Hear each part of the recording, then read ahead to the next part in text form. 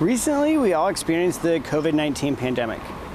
And as of this recording, February 2023, according to the CDC, the virus has infected over 675 million people and killed about 6.7 million people. This pandemic forced a lot of us to face life and death decisions, a lot of which arose at the same time and left many of us unable to deal with them.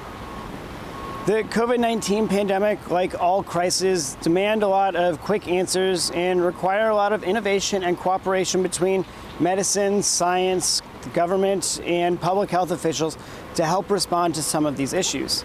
And bioethics is in the background of all of them.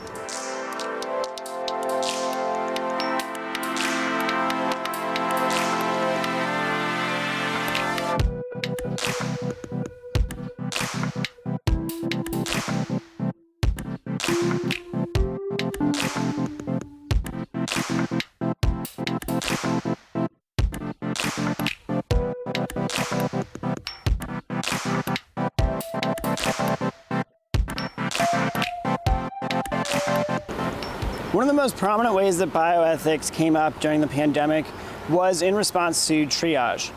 So at the height of the pandemic, essential resources like ventilators, ICU beds, and vaccines are scarce. And as we were talking about with kidneys in particular, how should these scarce resources be distributed? The rules of triage apply when there is going to be more of a need for a scarce resource and not enough of that scarce resource to save everyone. The idea is that we should try and maximize the number of survivors with the amount of medical resources at our disposal. In case of the COVID-19 pandemic, they often had to apply these rules to distribute the ventilators, the ICU beds, and then eventually the vaccines. Healthcare workers treating patients who may be infected have a higher risk, and by the nature of the virus, they're going to also then be exposing to their families to that risk. On top of that, many facilities ran out of personal protective equipment or PPE, and many employees ended up getting sick, which then in turn left a lot of these facilities understaffed. Thousands of frontline workers died directly from contracting the virus during the pandemic. In light of this, what are healthcare workers' obligations to society? And since we all need health, what are our obligations to them? What kind of support, mental or physical, do they deserve for their work to society? So as we've talked about in this class, health inequalities seem to be a result of systemic social inequalities. Racial and ethnic minorities in the U.S. persistently face disadvantages in accessing good healthcare, insurance, housing, education, income, employment, and good working conditions. And during the pandemic, this was no different. Risk of hospitalization, for example, is almost 3 times higher for African Americans than for white non-Hispanic persons. Risks of death is almost twice as high. So generally, society seems to have an obligation to make up for its past wrongs. So what specifically in context of the COVID-19 pandemic, what are our obligations to overcome these racial and ethnic inequalities and make sure that everyone has equal access to treatment and prevention? Each of us was faced with individual decisions about when and whether to wear a mask or how to practice social distancing and whether we should be getting a vaccine. One of the particular issues was about wearing masks. Clearly, research has shown that wearing a mask greatly reduces the transmission between the mask wearer and others around them. Still, many have refused to wear masks, claiming that these mandates violated their personal freedoms and their autonomy. But this seems to conflict with the principle of justice. In either sense, people getting what is fair or people getting what is due. So others have argued that refusing to wear masks unfairly puts others at risk. The idea is that going without a mask can unnecessarily expose others to this deadly virus. And doing that is said to disrespect them and violate their autonomy. And generally, it neglects our duty towards beneficence towards each other. So in these instances, what is our moral obligation? What do we owe each other? So is there a safe way to speed up the vaccine trials without exposing the patients to unnecessary risk? Well, Meredith Schwartz reminds us that providing patients with drugs that have not been fully tested is a dangerous practice. We conduct research precisely when we do not know whether a drug, vaccine, or treatment will be safe and effective in humans. And there are countless examples of trials in which initially promising treatments turn out to be dangerous. So these trials might turn out to be risky, but that needs to be weighed against the cost of lives that will be lost if we have any longer delays. So how can we find the right risk balance of risk here? The pandemic has also served to heighten other ethical issues that are not necessarily directly related to bioethics. For instance, there's been a proliferation of misinformation on the internet, some of which is about COVID-19 and has contributed to more preventable deaths. Obviously, the majority of the moral responsibility is going to lie with the people who are creating this misinformation, but others are going to ask about the moral responsibility of those who are sharing and perpetuating this misinformation. Also, in an attempt to reduce the spread, governments have also tried to use contact tracing as a way to identify possible points of transmission.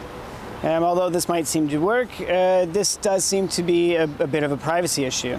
There's already a lot of really tricky questions about individuals' right to privacy, but this seems to be taking things to another level. Epidemiologists are scientists who study disease at the population level. They measure the frequency with which a disease occurs within a population during a time period. According to epidemiology, an epidemic is when a disease happens in larger numbers than expected in a certain population. And a pandemic is when an epidemic spreads to the rest of the world. When threatened by a pandemic, scientific facts alone cannot inform us about our moral obligations. Still, our moral obligations must take the facts into consideration. Blatantly ignoring scientific evidence or willfully misunderstanding it or falling prey to misinformation or half-truths seems like morally questionable behavior. Coronavirus is a virus that causes respiratory illness in humans. This is similar to SARS, MERS, or even the common cold. In most people, it causes mild symptoms, but in others, it causes severe illness or even death. And when compared to the common flu, COVID causes more serious illness and spreads much faster. The most vulnerable population are the elderly, particularly anyone with cancer, chronic kidney disease, diabetes, or sickle cell disease. Nonetheless, young people have been hit hard too, and the symptoms have been known to linger for quite a while. All right, so here's a couple more facts from a Yale Medicine article that was updated in January 2023. 9 things everyone should know about the coronavirus. According to the CDC, COVID-19 spreads in 3 main ways. First, by breathing in air when close to an infected person who is exhaling small droplets or particles that contain the virus. The second way is having these droplets or particulates land on your eyes, nose, or mouth. The third way is touching your eyes, nose, or mouth with hands that have the virus on them. So people who are infected with COVID-19 spread the disease whether they are or are not showing any symptoms. Generally, the more closely you interact with them and the longer that interaction, the higher the risk of spreading the disease. Furthermore, indoor spread is more common than outdoor spread. Like all virus, the coronavirus mutates and new variants can emerge. Over the last few years, the World Health Organization has identified a few different variants, and each variant is associated with different severities of symptoms. Nonetheless, each variant has been known to cause serious illness and death. Another issue is what's known as post-COVID condition, or more commonly known as long COVID. This is when a patient had mild or no symptoms during their initial infection, but they are experiencing new, returning, or ongoing symptoms that have lasted weeks, months, or even years. So the symptoms usually present 4 or more weeks after the initial infection. Symptoms can range from fatigue or muscle pain, or to more extreme cases, serious respiratory, digestive, or neurological symptoms, as well as autoimmune conditions and multi-system inflammatory syndrome in children, which affects different body parts to become swollen. So experts are still not sure what is causing long COVID, but nonetheless, there are clinics set up around the country to help patients with their symptoms. So vaccines are the most effective strategy and tool that we have for fighting viruses generally, and for fighting the COVID-19 pandemic in particular.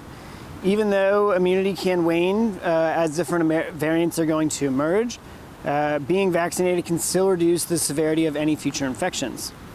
Every person who is eligible to get a vaccine and a booster is strongly encouraged to get one. Taking into account recommendations on timing, dosage, and the number of shots based on factors such as age and health status. The CDC recommends the following actions can help prevent the spread of the coronavirus. So first, wearing masks when appropriate, but when exactly is appropriate. So the recommendation is that when there is a high rate of COVID in the area, that you wear masks at all indoor large gatherings. Generally, it's also a good idea to wear a mask when you're taking public transit or when you are in a transportation hub. Others might need to wear masks more often because they or someone they live with is immunocompromised. So another way to help prevent the spread of the virus is to maintain social distance. When you or others you live with are sick, maintain a social distance, especially trying to stay out of poorly ventilated spaces where there are crowds. So you can also test yourself. You can test yourself anytime you've been exposed to the virus, or you can also regularly test yourself to make sure that you're not an asymptomatic carrier. Finally, the CDC recommends that pregnant persons, they strongly recommend, even more strongly, I guess, recommend that pregnant persons get vaccinated because they are at a higher risk of severe infections. Experts are still working on treatments for infected patients to prevent the infection from causing any more severe symptoms. So far, the National Institute of Health has prioritized Paxlovid. This is the first antiviral pill to be given FDA emergency use authorization. The drug must be started within 5 days of symptoms, and it has an 89% efficiency in preventing serious illness in infected people in the clinical trial. And the clinical trial only used unvaccinated patients. It's a good idea to be on the lookout for the following symptoms: fever or chill, cough, shortness of breath or difficulty breathing, fatigue, muscle or body aches, headache, new loss of taste or smell, sore throat, congestion or runny nose, nausea or vomiting, and diarrhea. Symptoms can appear anywhere from 2 to 14 days after exposure. If you're experiencing any of them, then you should get tested and contact a medical provider. While many can recover from mild infections at home without seeking any medical help, if you or a loved one are experiencing emergency warning signs, including difficulty breathing, persistent pain or pressure on your chest, new confusion or an inability to stay awake, or bluish lips or face, then you should be seeking immediate medical attention. Some of the most moral questions during the COVID-19 pandemic were about how we allocated scarce medical resources, such as ventilators, ICU beds, medical personnel, masks, PPE, medications, and vaccines. These ethical dilemmas involve balancing principles such as justice, equality, autonomy, respect for persons, and utility. These are decisions about life and death. Many hospitals were overwhelmed and could not properly treat everyone, knowing that some patients would die. Some patients were older, some were younger and healthy before they even got sick. Some people had pre-existing underlying conditions, and some people weren't able to pay for medical services. So in these instances, how should we be allocating these scarce medical resources? However, as we talked about when we were talking about allocating scarce resources with organs, there are some approaches that are clearly not going to work. So we should not be treating people based on whether they're able to pay or whether they're famous. We should also not be using a first-come, first-served system, because this is going to unfairly advantage those who live closer to the hospital, or it's going to advantage people who are reckless and got sick sooner. So we agree that we should also not be using social perceptions of someone's worth to judge whether they should be getting medical treatment. So even if we know what moral principles are relevant to the situation, they're often going to conflict with one another. For instance, we can see how the principle of utility and equality are going to conflict. Utility would be understood as trying to maximize the number of lives saved, while equality refers to the idea that every patient should get equal chance of receiving life-saving care that they require. However, there is an important tension between honoring these two values. In order to maximize utility, one would lead to discriminate against those who have, for instance, pre-existing medical conditions, or those who are simply of old age, in virtue of the fact that these people have a lower chance of recovery. Meanwhile, considerations of equality would condemn such discrimination and instead require that everyone, regardless of demographic features or pre-existing conditions, be given equal consideration. So some are going to believe that these triage protocols are going to rely too heavily on the principle of utility at the expense of equality. We're going to look at this article in more detail in another lecture, but Angela Ballantyne contends, of course, those justifying prioritization of utility don't endorse discrimination, but in reality, an ethical approach aimed at maximizing lives saved results in prioritizing certain social groups. The easy lives to save will be those lives who already enjoy social privilege. As a population, younger, white, wealthy people will be more likely to derive benefits from ICU resources and survive because they enjoy, on average, higher baseline health status. When there is uncertainty, we should err on the side of broader rather than stricter clinical criteria, meaning a wider range of patients get a shot at ICU, even where this is likely to be less efficient overall. Screening measures that include quality-adjusted life years qualities must be avoided, as these are inherently biased against persons with disabilities. So in spite of these difficulties, some have tried to lay out principles to help guide people through these challenging circumstances. For instance, Ezekiel Emanuel and his colleagues have identified 4 fundamental values to govern these decisions. 1, maximizing the benefits produced by scarce resources. 2, treating people equally.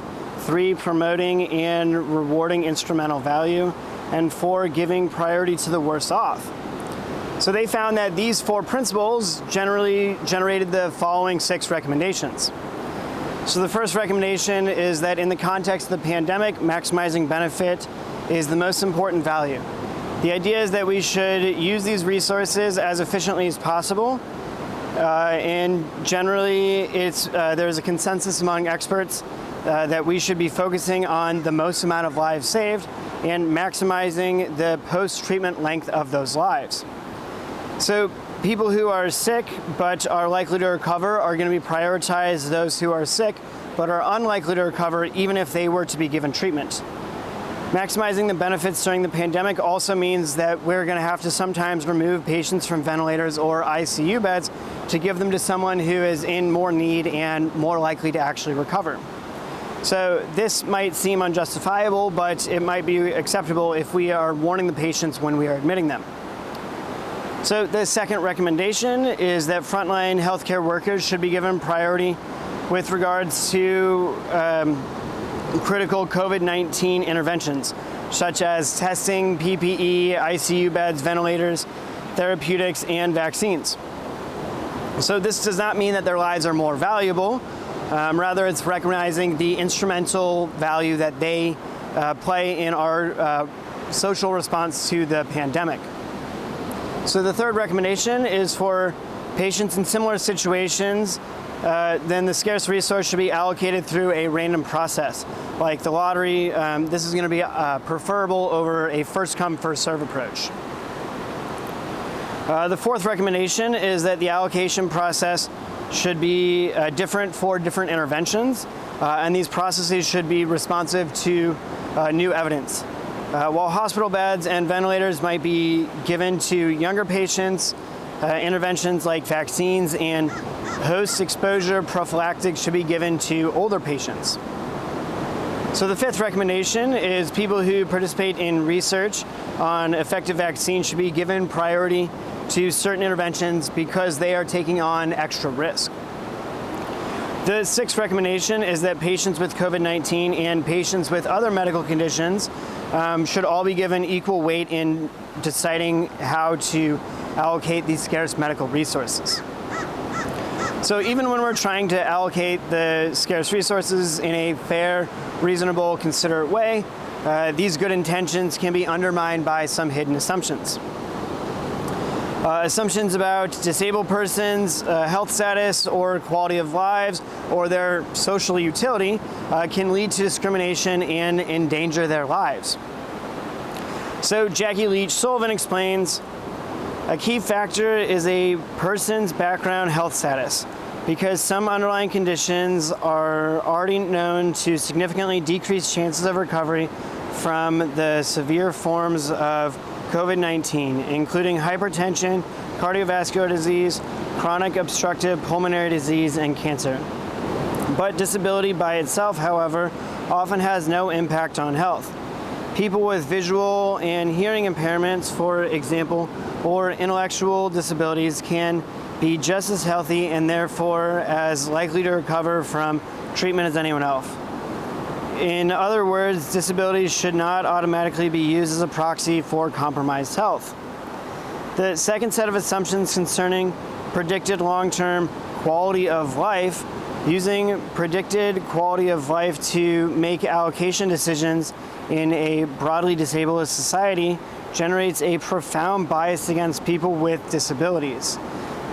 We know from abundant empirical evidence that people without disabilities tend to take it as given that disability inescapably leads to a life being worse, while disabled people on the whole rate their own quality of life as at least as good as anyone else's.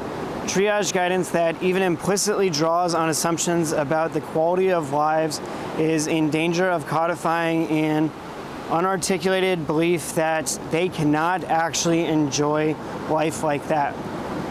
Major ethical tension arise when decision makers start to reach beyond the likelihood of benefits to the individuals towards some idea of social utility. In other words, how valuable that person, if saved, will be to society. Triaging by social utility is the shift that should probably concern us the most. It is also the one most likely to be resisted by patients and families and to cause moral distress in healthcare professionals. In situations of massive social collapse, there will be arguments for prioritizing people who can offer vital social services. But the SARS-CoV-2 pandemic is not societal collapse, and there are no justifications for making critical care decisions on the basis of factors like profession or personal circumstances or assumptions about the productivity or values to society of a disabled person. In response to the COVID-19 pandemic, government health officials have urged individuals to practice social distancing, wear face masks, and get vaccinated. And in some circumstances, they have even advocated for quarantining or self-isolation. These practices have been shown to effectively slow the spread of the virus. Many have embraced these restrictions, but millions of people have resisted. In this section, we're going to talk about some of the reasons why some people have resisted these public health directives. So there seem to be some moral but also non-moral reasons that people are resistant to these guidelines. First, a lot of people are resistant to the idea of vaccines or wearing masks because of misinformation. Specifically, they might think that COVID has little to no risk, that vaccines are dangerous. They might believe in the anti-vaxxer conspiracies, or they might believe that wearing masks are more likely to make you sick. Or they might think that COVID can be cured with some home remedies. Some people have hesitated or refused to get vaccinated for prudential reasons, and surprisingly, many healthcare workers actually fall into this group. So consider a report from February of 2021. As vaccines began to roll out weeks ago, some hospitals around the country report that 40% or more of their healthcare workers who could have gotten a COVID vaccine by January had not immediately signed up for it. A December survey by the Kaiser Family Foundation found healthcare workers overall were about as likely to be hesitant about getting the vaccine as the general population, 29% to 27% respectively, with the respondents saying that they would probably not or definitely not get the vaccine. And even those who say that they plan to get the vaccine might not actually get it right away. The experts we spoke to noted that most of the healthcare workers who are reluctant to get the COVID-19 vaccine immediately are not necessarily refusing it indefinitely. Many nurses are in a wait-and-see mode. I wouldn't mind if a few more people got it before I did. Despite robust safety and efficacy data, they want to see more real-world proof first. Many people also hesitate because they don't trust the guidelines from these health officials or the medical professions in general. During this time of political polarization has heightened mistrust of intellectuals, especially scientists. On top of that, people of color have their own historic reasons for not trusting the medical community. Consider this op-ed from the New York Times. Our community is facing a public health crisis on a level not experienced for more than 100 years. It should be reasonable to expect that all citizens can rely on their government and health institutions to protect them. But for many Black Americans, trust in the government does not come easily. Far too often, our health has been ignored and even abused in the name of science. It is no surprise that polls indicate Black Americans are far less likely than other groups to intend to get vaccinated against COVID-19. We are among 60 Black members of the National Academy of Medicine, the premier health science organization in the United States. Together, we are scientists, doctors, nurses, and other healthcare professionals and public health experts. We feel compelled to make the case that all Black Americans should get vaccinated to protect themselves from a pandemic that has disproportionately killed them at a rate 1.5 times higher as white Americans in cases in which race is known, a rate that is most likely very conservative. A large portion of the people who have resisted these public health restrictions do so seemingly just because they don't like being told what to do by the government or by anyone else. Baron H. Lermer said, "One of the most surprising aspects of the COVID-19 pandemic for those of us who teach the history of public health is how unwilling many Americans have been to adopt health measures to protect others. Over the Thanksgiving holiday, tens of millions of Americans traveled despite the fact that the Centers for Disease Control and Prevention urged them to stay home, and the overall death rate from the coronavirus is approaching 300,000.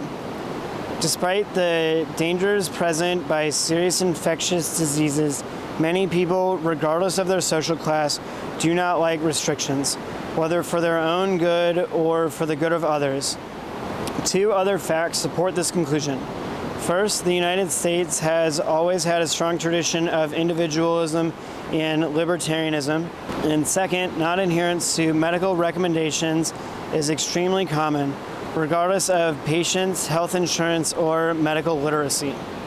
Others seem to reject the public health restrictions as a political act, specifically because wearing or not wearing a mask has been associated with certain political allegiances, but also because whether you wear one or not is a way of outwardly signaling this political affiliations.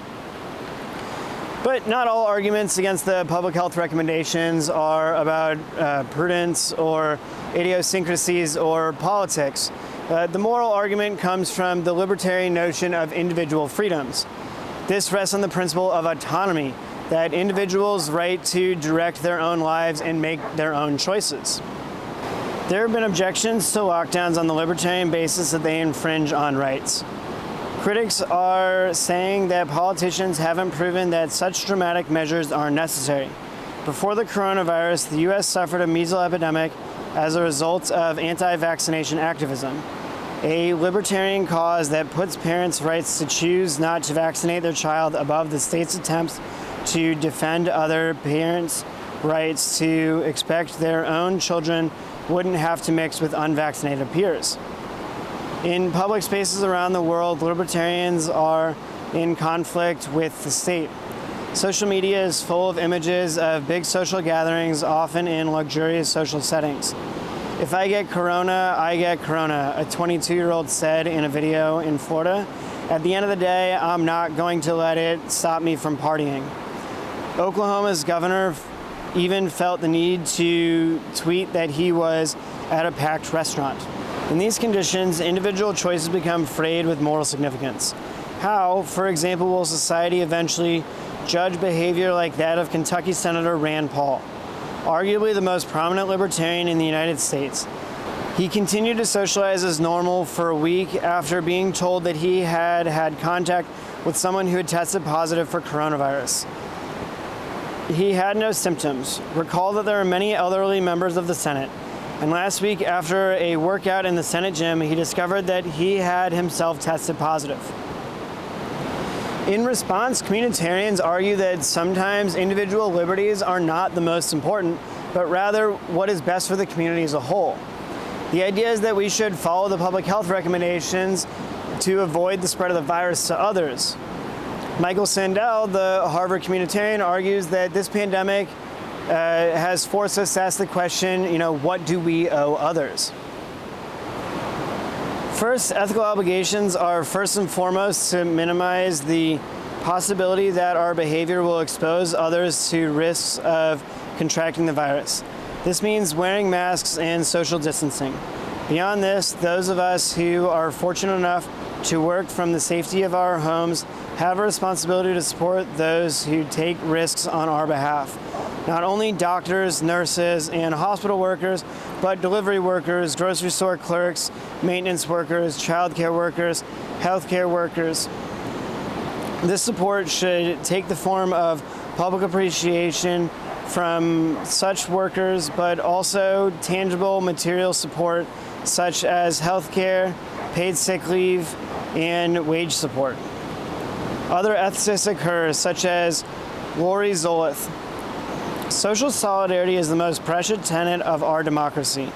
It begins with the notion that you should care about others, even strangers, and the idea that you should love your neighbor as profoundly as you love yourself, even placing their concerns and needs ahead of your own, is the great moral lesson and the core of justice in many religions.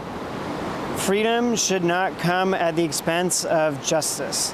In America, we once had a vision of freedom in which sacrifice was inherent. People sacrificed their own lives for the freedom of others. We've let that vision devolve into one of mere personal preference. Recall that there are two notions of justice: people getting what is fair and people getting what is their due. From this principle, it seems to follow that people who refuse to wear masks are putting others at unnecessary risk, and so treating them unjustly. Also, in the Patients' Rights lecture, I presented the argument from the clean hands principle, that people generally have a moral obligation to at least try to metaphorically keep their hands clean by avoiding being in a group that does something wrong by wearing masks or getting vaccinated. Generally, still, people are entitled to their freedoms, but not if this means that they're going to expose others to unnecessary risks. Unfortunately, it was not just the virus that spread around the world, but also misinformation about the virus. The virus killed millions, but it was helped along the way by the spreading of these viral falsehoods. So, for instance, politicians promoted unproven treatments for the virus and declared that it's just a flu. Armchair epidemiologists offered bogus proof that the danger was overhyped by the mainstream media. Social media posts urged people to not seek treatment. A church touted a cure that consisted of toxic chemicals used to clean swimming pools. Fake news and social media influencers asserted that Avoiding exposure to or using 5G networks can prevent infections. Drinking alcohol and eating garlic can protect you from the virus. Hospitals are purposely misdiagnosing cases of COVID-19. Face masks don't work and can actually make you sick. And vaccines can alter people's DNA and infect them with the virus. So this matters because misinformation can contribute to the spread of the virus and many more unnecessary deaths. Amir Bahorpour and Ali Nouri warned in October of 2021 in their Scientific American article. The confluence of misinformation and infectious diseases isn't unique to COVID-19. Misinformation contributed to the spread of the Ebola epidemic in West Africa, and it plagued efforts to educate the public on the importance of vaccines against measles. But when it comes to COVID-19, the pandemic has come to be defined by a tsunami of persistent misinformation to the public on everything from the utility of masks and the efficiency of school closures to the wisdom behind social distancing and even the promise of untested remedies. According to studies published by the National Bureau of Economic Research, areas of the country exposed to television programming that downplayed the severity of the pandemic saw greater numbers of cases and deaths because people didn't follow the public health precautions. In the United States, misinformation spread by elements of the social media, by the public leaders, and by individuals with large social media platforms has contributed to a disproportionately larger share of COVID-19 burden. We house 4% of the global population, but account for 22% of the COVID-19 deaths. Supposing that COVID falsehoods are actually causing harm to others, then what is the moral responsibility of those who are deliberately sharing these falsehoods? Are we morally responsible for what we say or what we believe or what we say to believe? Even when we are social distancing and not seeing everyone every day, it's not going to lessen our moral responsibility to others. The same is true whether we're interacting in person or online. We still need to be treating others with dignity and respect. If anything, in light of the pandemic, our moral responsibilities to each other seem to be weightier. So there's a difference here. Misinformation is a falsehood, a statement that is factually incorrect. And disinformation is a deliberate falsehood, a statement that is factually incorrect on purpose. So the second one here is going to be a lie. But, what is wrong with lying? Well, Kant argued that lying is wrong because it undermines a person's autonomy. Remember that autonomy is a person's rational decision-making capacity to make choices for their own lives. Spreading disinformation undermines others' autonomy because it warps their perception of the options open to them. They are not able to make a fully informed decision. Since spreading misinformation or disinformation can cause harm to others, one could argue that it is not just reckless, but it's actually immoral. So depending on their motives, their awareness, and the degree to which the spreading false information causes harm, we can assign varying degrees of a blame to the individuals who are sharing COVID falsehoods. So clearly the most morally responsible are going to be the deliberate deceivers. These are going to be people who knowingly created and shared COVID misinformation. People who are doing it to score partisan points or to show support for their tribe or to troll the opposition, maybe even exact revenge or make a buck or two are clearly doing something immoral. These are going to be like snake oil salesmen. So next on the list are deliberate or self-deceivers. Philosophers assign self-deceivers as people who are motivated to hold false beliefs despite contrary evidence and who may betray through their behavior some awareness of the truth. So in response to the pandemic, examples of self-deceivers are people who share COVID misinformation because it makes a political leader look clueless, or it might decrease a party's electoral chance, or it might conflict with party lines. Now, are these people, the self-deceivers, going to be morally responsible for sharing this misinformation? The moral question comes down to whether people have control over acquiring and sustaining their self-deceptive beliefs. According to most philosophers, self-deceivers are able to control their beliefs because either they are willing, they're just wanting to believe the falsehood, or they recognize but resist the desires and emotions that are distorting their thinking. If this view about self-deceit is correct, then people who downplay the effects of the pandemic or the effectiveness of vaccines and masks are partly morally responsible for all of the unnecessary suffering that is caused by the spreading of this misinformation. They are like the town crier who suspects that the water is poisoned but doesn't say anything because it will look bad for their boss, the mayor. Still, it can be really difficult to tease apart the deliberate deceivers from the self-deceivers. In the textbook, Vaughan says, either the offender is a verbal mugger or an informational drunk driver. Either way, people can be harmed, and when people are, someone is to blame. So I'm not sure that I'm going to agree with Vaughan here. There are plenty of circumstances when people are harmed, but there doesn't really seem to be someone clearly to blame. Think about a natural disaster. Many people might be harmed in one of those, but it's not clear that there's actually going to be someone to blame.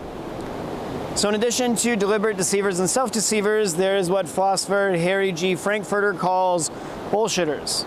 So these are going to be people who do not care about whether what they say is true or false, but who intend to deceive their audience about their motives. So these people might go on and on. They might try to be flatter themselves or just generally make themselves out to be something that they're not. But because of these frequent fabrications and their disregard for evidence or accuracy, their self-deceit and contradictions, bullshitters can cause just as much harm as deliberate deceivers. So some think that the blame can be extended beyond the deliberate deceivers, the self-deceivers, and the bullshitters. Some think that anyone who thoughtlessly shares some pandemic false news, some propaganda, some partisan rants, viral rumors, or conspiracy theories are morally responsible for any harm that results from their actions. The epidemiological evidence tells us that the pandemic is real. It's threatened tens of millions of lives, and it's led to millions of unnecessary deaths. This pandemic has dramatically impacted the healthcare system, but it's also impacted our everyday lives and has forced many of us to reckon with our moral obligations to others. The scientific evidence alone cannot tell us what our moral obligations are, but ignoring that evidence to misunderstand it or to share misinformation or half-truths is to risk causing unnecessary harm to others. The pandemic causes strain on vital resources like ventilators, ICU hospital beds, personnel, masks, PPE, medications, and vaccines, which cause many hospitals to reevaluate their rationing schemes. The goal is to find a balance between the principles of utility and the principle of equality. Ezekiel J. Emanuel and his co-authors suggest that there are 4 fundamental values that should be used to help resolve conflicts between these 2 principles. 1, we need to be maximizing the benefits produced by scarce resources. 2, treating people equally. 3, promoting and rewarding instrumental value. And 4, prioritizing the worst off. Even though specific practices have been identified to help slow the spread of COVID-19, many people are still unwilling to adopt these practices. Many have been misinformed or are deeply mistrustful of experts. Some have been giving prudential reasons, and some just hate being told what to do, while others are doing it out of political motives. Further, given historical discrimination and mistreatment, many people of color justifiably are mistrustful of the government and the medical community. Some make the moral argument from the libertarian principle of freedom, but the common retort is from the communitarian perspective that in these instances, individual liberties are less important than the common good. Lastly, COVID misinformation and disinformation can seriously harm others. Misinformation is a falsehood, and disinformation is deliberately sharing that falsehood. Some ethicists have argued that people who create and share the misinformation or disinformation are more responsible for some of the harm that they've been causing during the pandemic. Exactly how much blame should be assigned to each person depends on factors such as the individual's awareness, their motives, or the degree to which their actions actually cause harm.